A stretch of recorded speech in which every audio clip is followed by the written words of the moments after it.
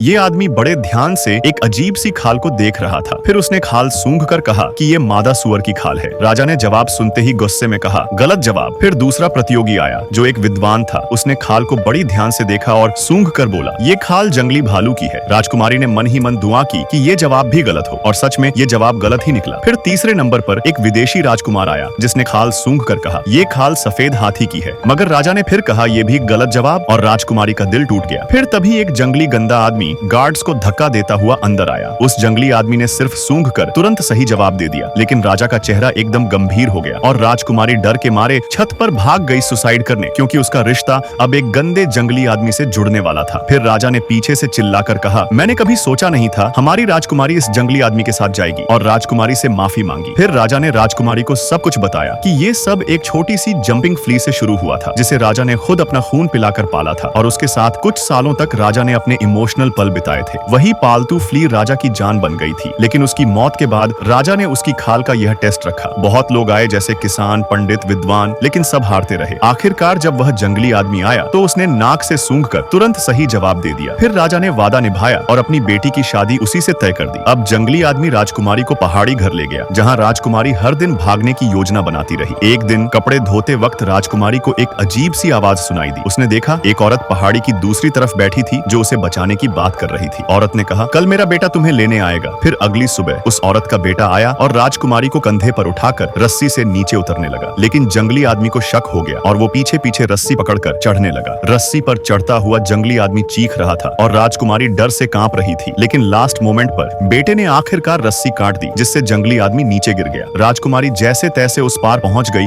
और उसे पहली बार राहत महसूस हुई। वहीं दूसरी तरफ गिरा हुआ जंगली आदमी जोर से चिल्लाया, लेकिन कोई सुनने वाला नहीं था। राजकुमारी ने मुड़कर आखिरी बार उस जंगल की ओर देखा जहाँ से वो अब आजाद हो चुकी थी। बेटे की माँ ने उसे गले लगाया और कहा, अब तुम सुरक्षित हो, और राजकुमारी ने पहली बार चैन की नींद ली। लेकिन अंदर ही अंदर उसे उस छोटी सी फ्ली की वजह से शुरू हुई इस अजीब सी कहानी की याद हमेशा रही। आगे की स्टोरी और भी ज्यादा इंटरेस्टिंग है, कमेंट करो, पार्ट 2 वीडियो मिल जाएगी।